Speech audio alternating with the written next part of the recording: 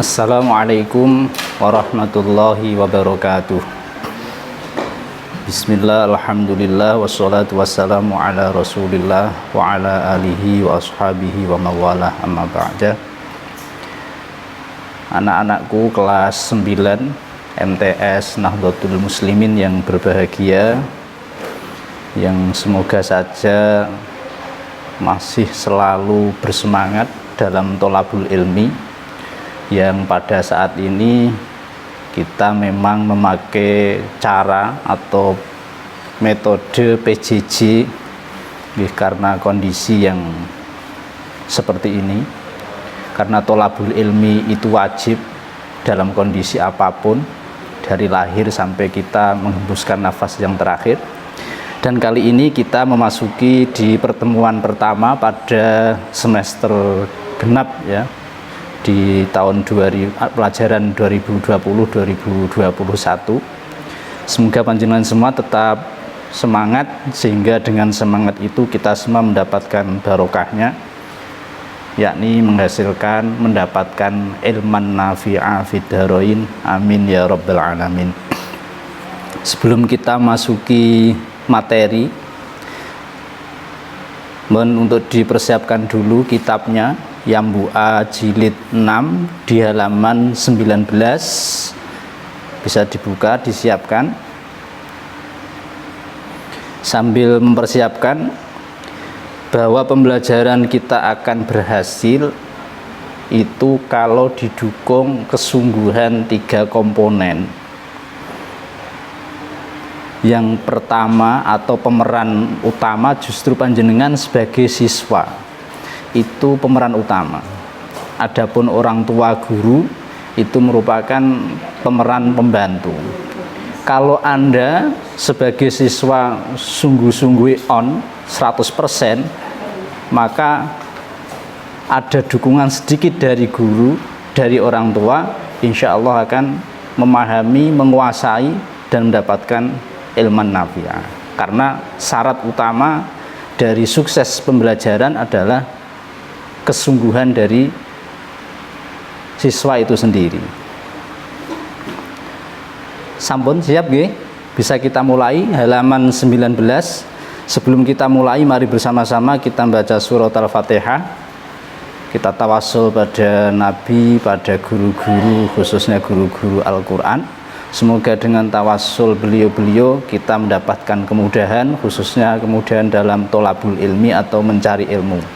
Amin, Allahumma amin. Al-Fatihah. A'udzu billahi minasy syaithanir rajim. Bismillahirrahmanirrahim. Alhamdulillahi rabbil alamin, arrahmanir rahim, maliki yaumiddin. Iyyaka na'budu wa iyyaka nasta'in. Ihdinas siratal mustaqim, siratal ladzina an'amta 'alaihim ghairil maghdubi 'alaihim waladdallin. Rabbi ighfirli wa liwalidayya wa lil mu'minina amin. Seperti yang saya sampaikan di sebelum semester genap ini, bahwa materi kita atau mapel kita adalah tajwid, namun sebetulnya kita memasuki pada gharaibul Quran atau bacaan-bacaan yang aneh di dalam Al-Quran itu sendiri. Di antaranya ada hal-hal yang secara mujawad, secara tajwid, kalau ada dhammah kemudian disusul atau diikuti wawu sukun, itu akan dibaca panjang. Namun di pelajaran gharib kita ini nanti ada wawu yang jatuh setelah dhammah, tidak dibaca panjang tetapi dibaca pendek. Kenapa ada wawu kok tidak dibaca? Itulah yang namanya kalau dalam istilah qiraah disebut khat Utsmani atau penulisan zaman Khalifah Utsman bin Affan. Baik, sudah siap nggih? Mari kita mulai. Bisa dilihat halaman 19 dengan judul hukum wawu. wawu yang dibaca panjang. Subjudulnya wawu yang dibaca panjang, yakni lafadz ulahuma dan lafadz ulahum. Yang pertama lafadz ulahuma, yang kedua lafadz ulahum. Lafadz ulahuma, u-nya tetap dibaca panjang. Ini standar atau sesuai dengan kaidah ilmu tajwid. Kalau ada dhammah kemudian diikuti dengan wawu sukun, maka dhammah dan wawu sukun tersebut akan dibaca panjang. Mari kita baca bersama. Bismillahirrahmanirrahim. فَإِذَا جَاءَ وَعْدُ أُولَاهُمَا بَعَثْنَا عَلَيْكُمْ. Lafadz ulahuma nanti di mushaf yang sudah beredar, mungkin cetakan Menara Kudus, cetakan Toha Putra dan lain-lain, itu ada yang wawunya diberi harokat sukun, ada yang tanpa harokat. Ya, nanti kalau kita kebetulan menemukan mushaf yang tanpa harokat, tanpa ada sukunnya, maka bisa diingat bahwa lafadz ulahuma itu wawunya tetap dibaca, artinya dhammahnya tetap dibaca panjang. Kita ulang. فَإِذَا جَاءَ وَعْدُ أُولَاهُمَا بَعَثْنَا عَلَيْكُمْ عبادا لنا أولي بأس شديد فجاسوا خلال الديار وكان وعدا مفعولا. Lafadz ulahuma itu sendiri sebetulnya tidak cuma berada di lafadz Al-Isra, tidak cuma di surat Al-Isra, tidak cuma berada di surat Al-Isra ayat 5 juz 15, tapi nanti di surat-surat yang lain ada juga. Cuman bagaimana kita nelitine, ini saya baca panjang, ini saya baca pendek. Cukup penjenengan niteni lafadz ulahuma dan ulahum saja, sebab nanti di lafadz-lafadz yang lain wawunya dibaca pendek. Jadi kita neliti cuma dua lafadz, yakni ulahuma dan lafadz ulahum, itu saja. Lebih jauh keterangannya nanti berarti jenengan bingung. Kalau di level yang atasnya, mungkin di aliyah, mungkin bisa dijelaskan. Setiap lafadz ula yang bermakna pertama itu nanti dibaca panjang.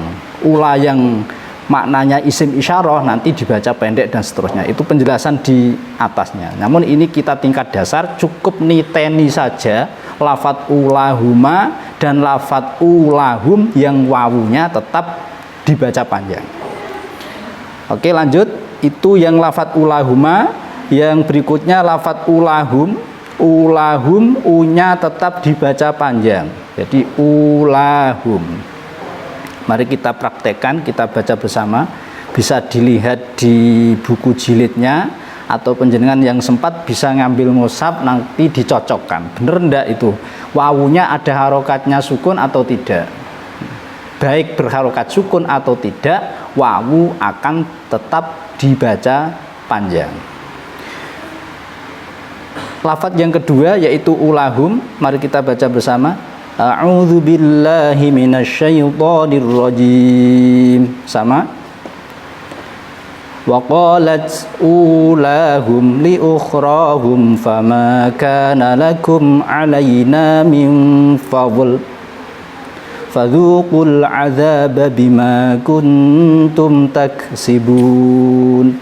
Terdapat di surat Al-A'raf ayat 39 juz 8. Kembali saya tekankan bahwa lafadz ulahum itu sendiri nanti juga ada di surat yang lain. Ini sekedar contoh.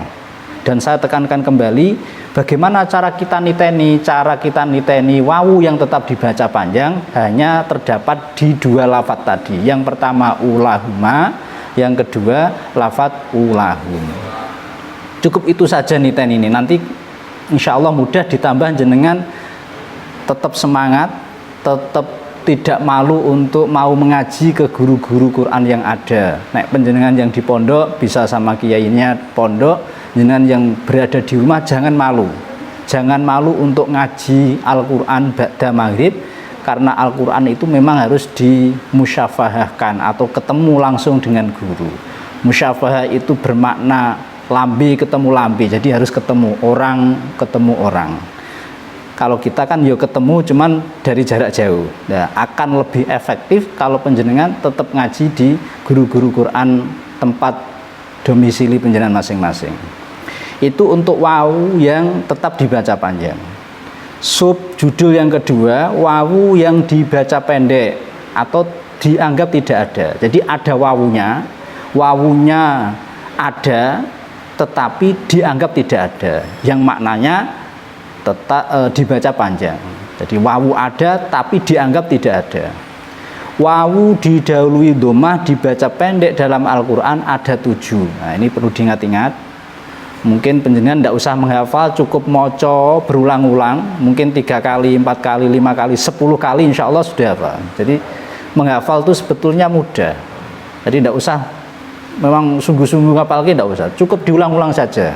Dengan metode tikror atau mengulang, dengan tanpa sengaja kita akan hafal sendiri. Jadi wawu yang dibaca pendek dalam Al-Quran, wawu didahului dhammah dibaca pendek dalam Al-Quran ada 7.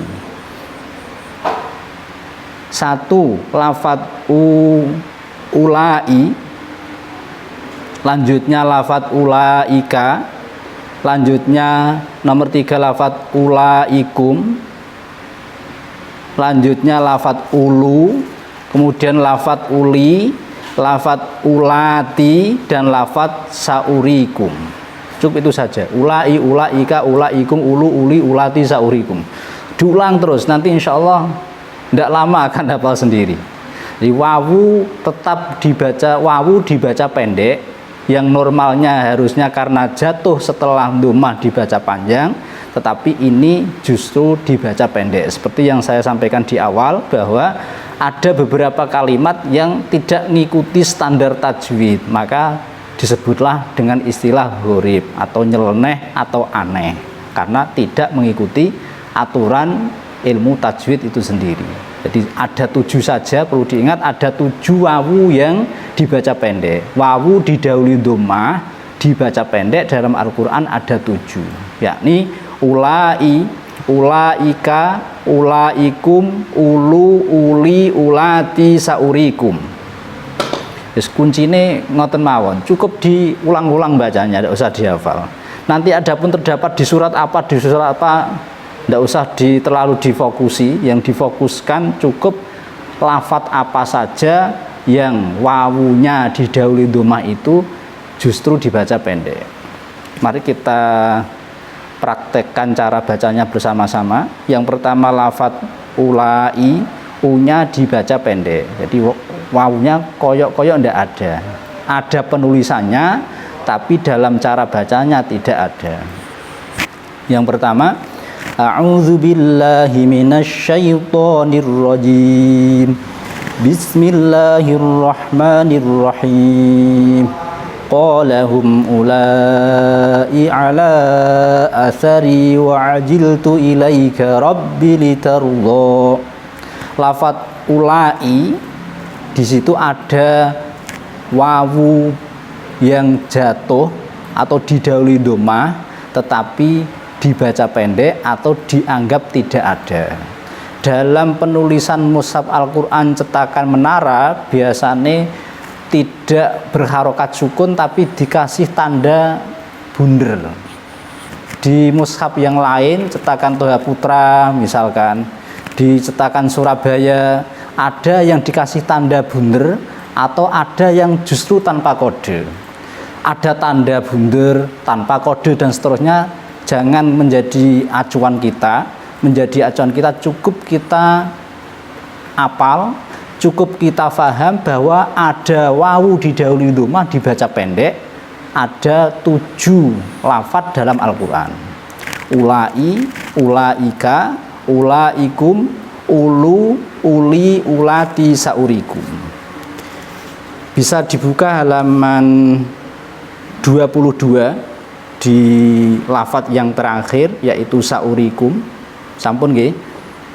Iki cepet-cepetan mawon karena nggih memang situasinya demikian. Nek kita tatap muka mungkin bisa kita acak satu-satu atau nanti berapa gitu, tapi karena kita PJJ nggih seperti ini caranya. Sampun dibuka halaman 22. Yang terakhir tadi terdapat di lafadz saurikum. Jadi wawu ada tetapi dianggap tidak ada. Dalam bahasa Arab yo wujuduhu ka'adami, adanya dianggap tidak ada. Saurikum u-nya dibaca pendek. Terdapat di surat Al-A'raf ayat 145 juz 9. Kita baca bersama. Bismillahirrahmanirrahim. Wa katabna lahu fil alwahi min kulli syai'in mau'izatan wa tafsilan likulli syai'. Likulli syai' karena itu matlen maka dibaca panjang. Fakhudha biquwwati wa'mur qaumaka ya'khudhu bi ahsaniha saurikum darul fasiqin. Bisa dicermati untuk lafadz saurikum itu ada wawu, ada tanda bundernya, bukan harokat sukun tapi tanda bunder, cuman dia didahului dengan doma. Kalau normalnya hukum tajwid maka dibaca panjang saurikum, tapi karena ini masuk ke bacaan gharib justru u-nya dibaca pendek, dalam arti wawunya dianggap tidak ada. Jadi cara bacanya saurikum darul fasiqin. Ini pentingnya ngaji. Kalau kita tidak ngaji, hanya belajar tajwid saja, moco-moco sendiri, mungkin akan dibaca panjang saurikum darul fasiqin. Maka yang namanya Quran tidak cukup hanya belajar tajwid, tidak cukup hanya dengan belajar membaca gharib. Di samping kita belajar tajwid, belajar pula gharib, kita harus bersedia untuk musyafahah. Karena Al-Quran seperti itulah diturunkan. Nabi saja bermusyafahah melalui malaikat Jibril alaihi salam. Maka kita sebagai umat Muhammad dalam pembelajaran Al-Quran mestinya harus mengikuti bagaimana cara guru-guru kita, bagaimana cara Nabi kita menerima wahyu yang berupa Al-Quranil Karim. Saya kira itu untuk materi pagi ini di pertemuan pertama pada semester genap di tahun ajaran 2021 ini. Sebagai monitoring atau sebagai tugas penjenengan mengikuti pembelajaran, bisa dilihat di papan tulis, bisa ditulis tugas untuk jenengan. Yang pertama, berikut adalah wawu didahului dhammah yang tetap dibaca panjang. Berikut adalah wawu didahului dhammah yang tetap dibaca panjang. A. Lafadz ulahuma, B. Lafadz ulai, C. Lafadz ulaika, D. Lafadz ulu. Yang kedua, wawu didahului dhammah dibaca pendek dalam Al-Quran ada berapa? A. 4, B. 5, C. 6, dan D. 7. Ini saya kira cukup gampang nggih. Mestine baji 100 KB iki kudune. 3 termasuk wawu yang dibaca pendek adalah A. Lafadz saurikum, B. Lafadz ulai, C. Lafadz ulu, D. betul semua. Saya kira itu tugas untuk penjenengan, bahwa kita sama-sama melaksanakan tugas. Jenengan sebagai siswa, sebagai pencari ilmu, tugasnya mengerjakan tugasnya seperti ini. Kalau guru tugasnya untuk menyampaikan seperti ini. Saya kira itu semoga bisa difahami dan bermanfaat. Kurang lebihnya mohon dimaafkan. Assalamualaikum warahmatullahi wabarakatuh.